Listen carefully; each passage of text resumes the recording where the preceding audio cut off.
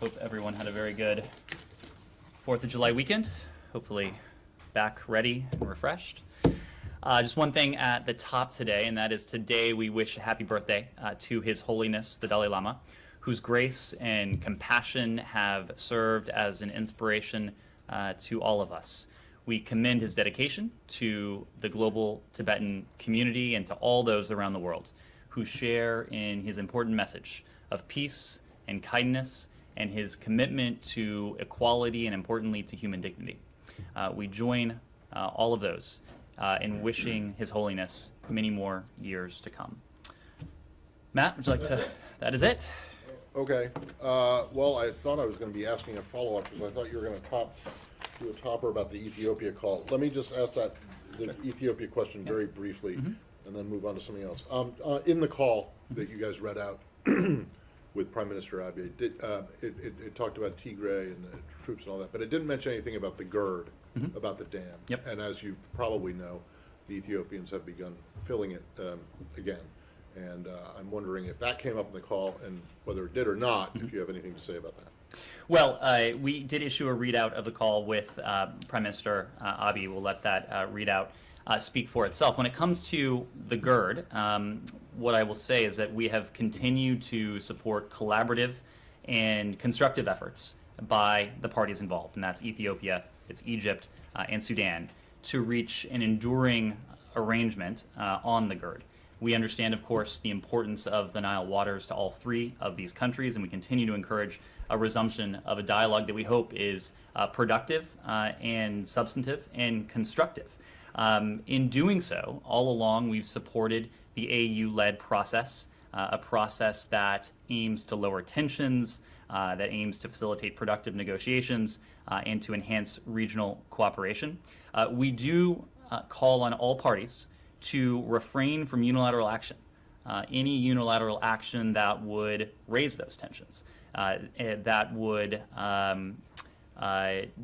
put greater distance between where we are now and a peaceful, constructive resolution to this. And we call for all parties to commit themselves to a negotiated solution that is acceptable to all sides. Well, so this would be a unilateral action that raises tensions, yes? We have continued to encourage all parties to avoid unilateral actions that would raise tensions. And this is or isn't a unilateral action that raises tensions? I think it is fair to say that this has the potential to raise tensions. Okay.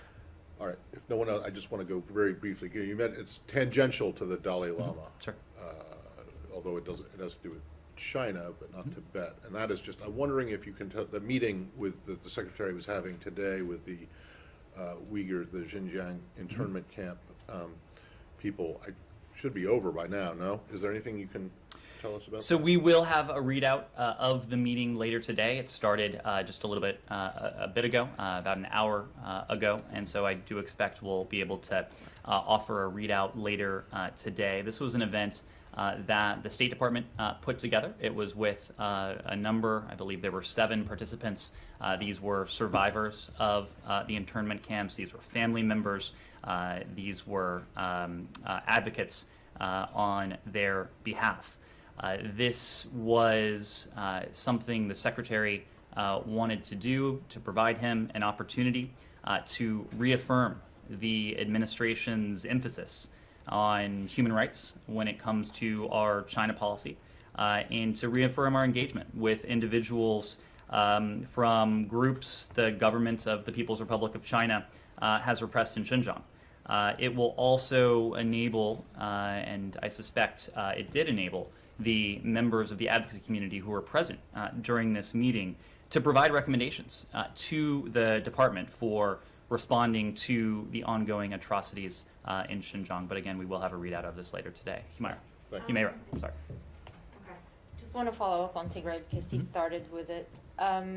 When Secretary Blinken asked Abiy for the withdrawal of the Eritrean troops, and what kind of assurance did he get, or did he get one? Well, again, we're not going to go into the conversation beyond the readout that we did issue. But what I will say broadly is, of course, we all saw the announcement of a unilateral ceasefire late last month, June 28th, I believe it was. What we know is that unilateral announcement needs to be followed up with concrete changes on the ground to end the conflict, to stop the atrocities, and importantly, to allow safe and unhindered humanitarian assistance. The people of Tigray have and continue to suffer tremendously, and the ability of this humanitarian assistance to enter the region unimpeded and unhindered is of paramount importance to us. We call on all armed actors to commit to an immediate, indefinite, negotiated ceasefire so as to achieve these shared objectives. And they include to end the violence, to restore stability to Tigray, and going forward to create a context for inclusive dialogue that preserves the unity, the sovereignty, and the territorial integrity of the Ethiopian state. We further urge all actors and all parties to focus efforts toward resolution of the conflict through, as I said before, inclusive dialogue, and to allow fully unhindered humanitarian access to, in fact, expedite the delivery of that humanitarian aid. And access must include, but of course not be limited to, open transportation corridors and telecommunications infrastructure that would allow for the delivery of this humanitarian assistance for the civilian population. And that includes the ability of journalists to move about freely in the region as well. Can I move on to Afghanistan? Sure. So, Did you answer whether the dam came up in the call, or did it not? Or do you not know? I said we issued a readout, and I we'll know, let but it's not in the readout. We'll let the readout speak, and I did offer a. I know you did. I just want quick to know whether he talked to him about it in the call. I did offer a quick synopsis of our policy. Yes. If we have more to say on the call itself, we will be happy to let you know. If you mind. on Afghanistan, I'm sure you've seen the reporting about like water being cut off and power being cut off following the departure of U.S. troops. I'm just wondering if U.S. has any response to all of this, and what kind of message does this send to the U.S. pledge of continued engagement in Afghanistan? Well, that is our message, and that has not changed, and that will not change. The president, from the day he announced that the U.S. military would be withdrawing, except for the troops necessary to protect our diplomatic compounds, was very clear that we have partnered with the Afghan people and with the Afghan government over the course of some 20 years now. That partnership would not diminish in any way with the withdrawal, with the military withdrawal from Afghanistan. Again, we retain a diplomatic compound in Kabul. That is what we intend to retain going forward as well. We will be able to continue that partnership with the people of Afghanistan, with the government of Afghanistan, going forward, even as the military retrograde takes place. Are you making some updates to your evacuation plans for that embassy, given that Taliban has seized like a lot of provinces? The department is always taking a close look at security conditions around the world, the safety and security of our diplomats, of foreign service nationals, of others who are present on our diplomatic compounds is of paramount importance to us. So we are always taking a close look at that. Can I ask a follow-up?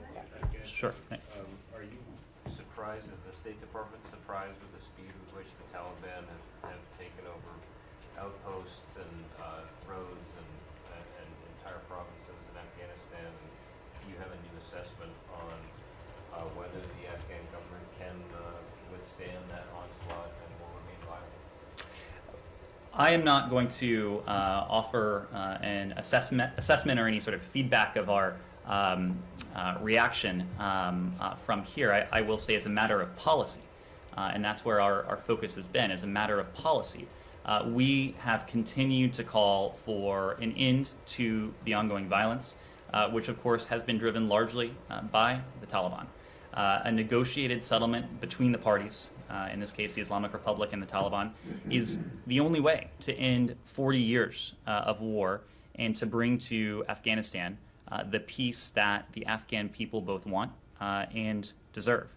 And that's why we continue to urge all sides to engage in serious negotiations to determine a political roadmap that leads to what we have called for all along and what the international community has called for all along, and that is a just and durable political settlement. What we know is that the world will not accept an imposition by force of a government in Afghanistan. The legitimacy of any future Afghan government, the ability of that government to receive international assistance, which will be of critical importance, the durability of any future Afghan government can only be possible if that government has a basic respect for human rights. It's also worth noting, I think, in this context, that it is not just the government of Afghanistan, it is not just the United States, it's not just a broad swath of the international community that recognizes that there is no military solution to this conflict. The fact that the Taliban continues to engage in Doha, to engage in intra-Afghan dialogue, is itself most likely a reflection of the fact that the Taliban too understands that only through diplomacy can they garner any sort of legitimacy. Can they expect to be accepted by the international community? And it is in fact true that dialogue does continue in Doha. The parties have continued to meet. In fact, over the weekend, we saw reports that the Taliban issued a statement that they intend to accelerate peace efforts over the next month or so, and that's something we would encourage them to do. And we encourage that because we know that a negotiated settlement between the Islamic Republic and the Taliban is the only way, again, to end those 40 years of war. That's what is ongoing in Doha. That is the process that we have supported. It is a process that both parties continue to engage in. Yeah. What do you think that means, accelerate peace efforts? I would leave it to the Taliban to characterize what their statement may mean. Again, if it is certainly something we would encourage them to do if they are genuine in their statement, and time will tell. So how do you respond to those that cannot resist the temptation of drawing some sort of similarities or analogies with what happened in Vietnam? Now, I'm old enough to remember that very vividly. So you don't imagine a situation similar to what happened in 1975, do you? Our partnership with the government of Afghanistan, with the people of Afghanistan, is going to endure. Rather than focus on the historical analogy, I'm happy to speak to the thinking behind our approach to Afghanistan and the policy we are now. And when it comes to the former, I think it's incredibly important to remember, and something that is often overlooked, is that we went into Afghanistan in October of 2001 with one overriding goal in mind, and that was to disrupt and ultimately defeat the network of Al-Qaeda that conducted the 9/11 attacks. Osama bin Laden was brought to justice more than 10 years ago, in May. And the other important point is that, of course, when we came into office in January, there was already an existing agreement between the United States government and the Taliban. And so, like it or not, on May 1st, the status quo that would have been in place on April 30th was going to change. And so the administration, the president, was confronted with a situation in which, on May 1st, because of an agreement that the previous administration negotiated, I think if you recall, the president said in his remarks when he announced the military withdrawal that it's not an agreement that this administration necessarily would have designed, but it's one we inherited, that American troops would potentially come under attack starting on May 1st if they remained in the country. And so the president faced a decision, potentially recreate this cycle of violence and escalation, or change strategy and continue our partnership with the Afghan government, continue our partnership with the Afghan people, but removing American service members as bargaining chips. Because to President Biden, that's not who they are. Our service members went into Afghanistan. They were successful in the mission they were asked to do by successive U.S. presidents. Of course, a small contingent will remain to provide security at our diplomatic compound, but to continue to have a larger number of U.S. military forces in harm's way was not something that the president was willing to commit to. It's not something that the administration felt was necessary to achieve the collective ends there. The problem with that, someone else want to ask about Afghanistan? Afghanistan, yeah. Sure. I'm just wondering if the Taliban continues with its military offenses in the north, will the U.S. continue to diplomatically engage with them? Well, right now we are supporting the intra-Afghan dialogue, and a couple things can be true at the same time. It is absolutely true that a political solution is the only way, again, to achieve that just and durable outcome that all parties want, and all parties seem to understand is the only end to 40 years of conflict. It's also true, again, that any government that comes to power at the barrel of a gun through force is not one that will have popular support. It is not one that will accrue assistance from the international community. It is not one that will have international legitimacy. And for all those reasons, it is almost certainly not one that will have durability.